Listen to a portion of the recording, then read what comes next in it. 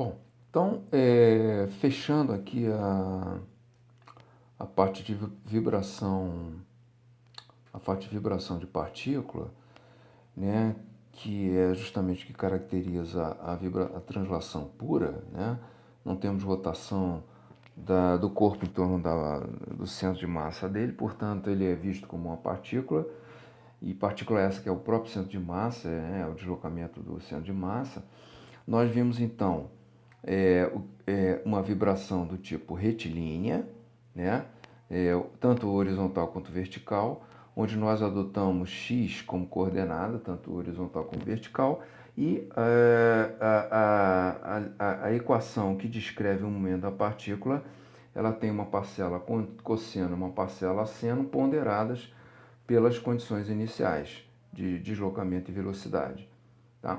E a frequência natural, que é o parâmetro mais importante, é a raiz de K sobre M. Na vibração curvilínea ou pendular, nós vamos ter agora uma coordenada angular, por conveniência, e nós vamos ter o mesmo tipo de comportamento cossenoidal-senoidal, né? Onde a frequência natural agora não depende da massa, e sim do comprimento do fio, raiz de G sobre L. Bom, então agora realmente para fechar esse assunto, a gente tem só que complementar com o seguinte: a partir, como que a gente consegue escrever, né, essa expressão da resposta x de t, que na verdade é x0, né, cosseno ômega nt mais x0 ponto sobre ômega n seno ômega nt, que na verdade onde x0 e x0 ponto sobre ômega n são duas constantes que a gente vai chamar de A1 e A2, né? Então a gente vai escrever assim: x de t igual a A1 cosseno de ômega nt mais A2 seno de ômega nt. Como que a gente consegue escrever isso aqui de uma forma mais compacta, de uma forma mais intuitiva? Então, ou seja, o que significa isso? É partir dessa expressão que tem uma contribuição de cosseno com uma contribuição de seno para uma expressão que seja expressão só de cosseno ou só de seno, tá? De ômega n t.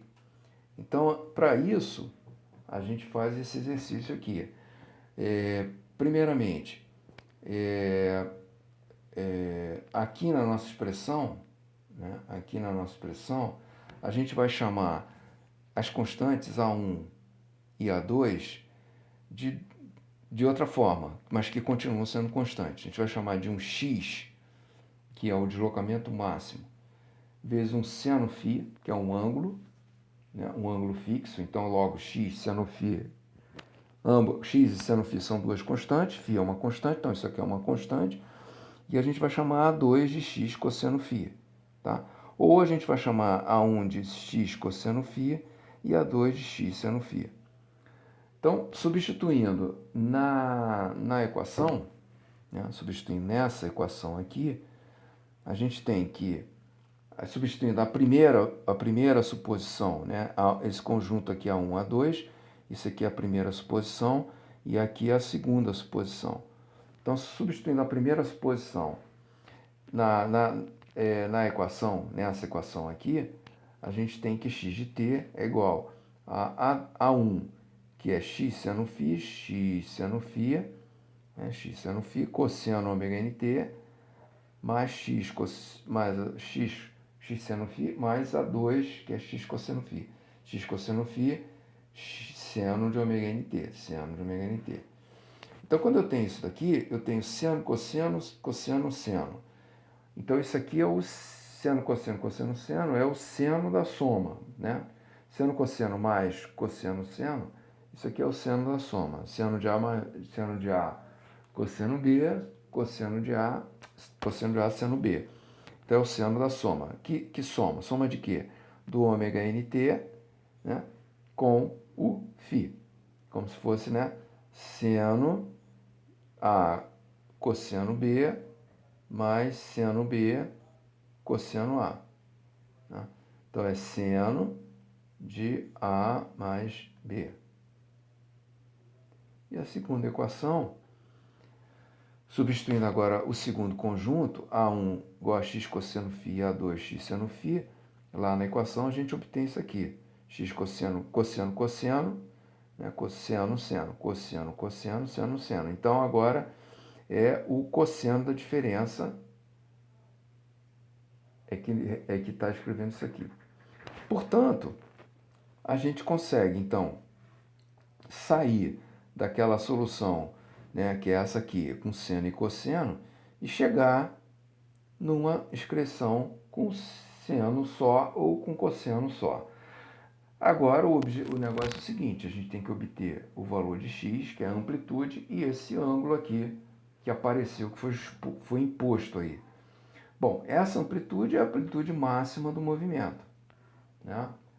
É a amplitude máxima do movimento. E esse ângulo ele se chama ângulo de fase, que é uma defasagem, é um ângulo de defasagem, que indica uma defasagem entre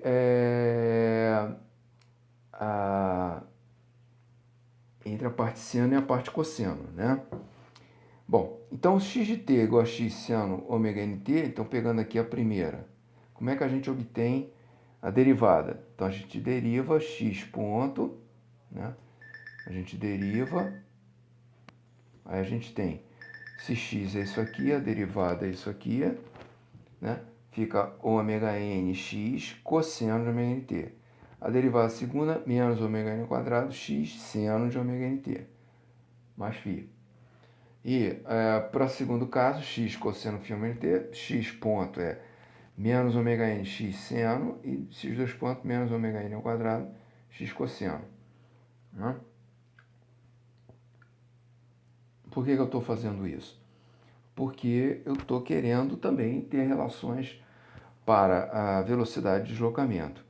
Mas o que é, quanto vale x e φ? Bom, se eu pegar aqui x de t igual a x seno ômega nt φ, e A1 é x seno φ, A2 é A1 ao quadrado é x ao quadrado seno de φ ao quadrado, A2 é x cosseno φ e A2 ao quadrado é x ao quadrado cosseno ao quadrado.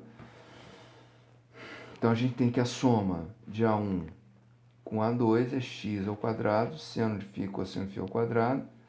Ou seja, esse valor de x que está sendo usado aqui, ele é igual à raiz quadrada das parcelas, do valor máximo das parcelas cosseno e seno.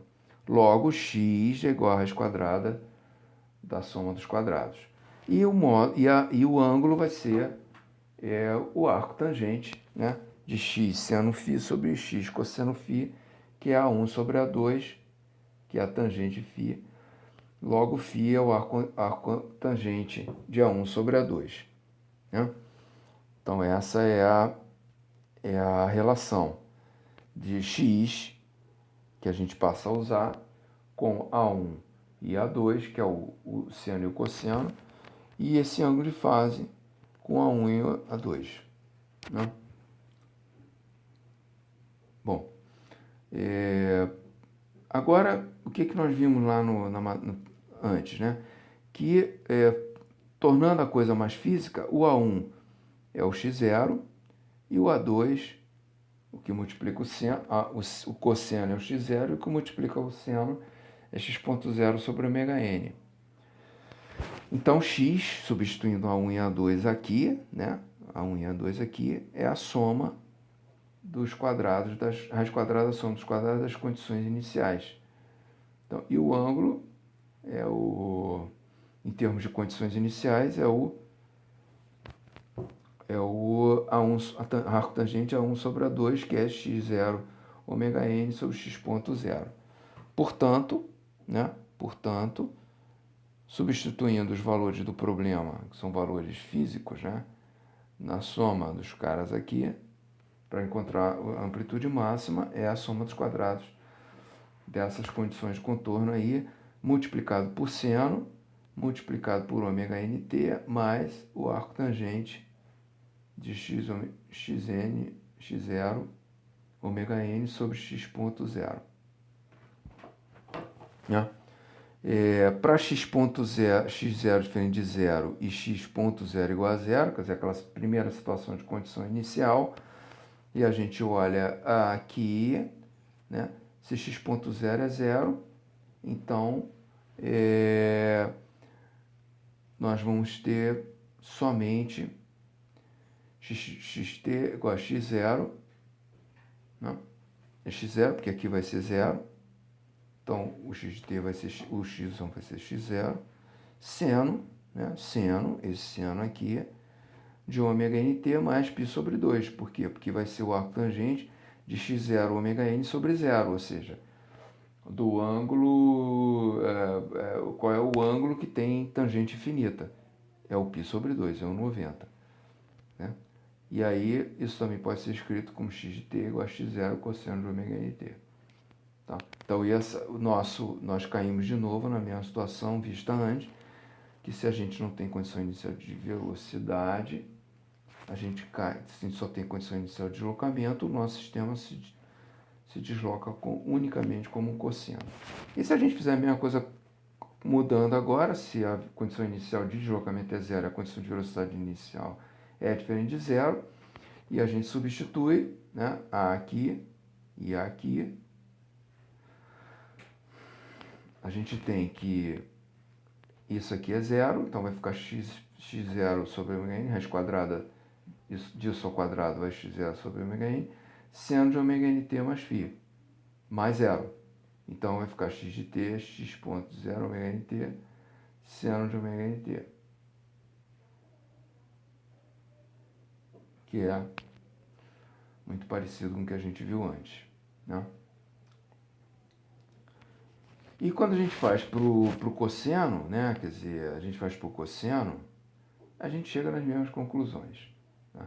Então é isso tudo que está aí, a gente chega nas mesmas conclusões, né? Tudo isso aí, ó. Quem é A1 mais A2,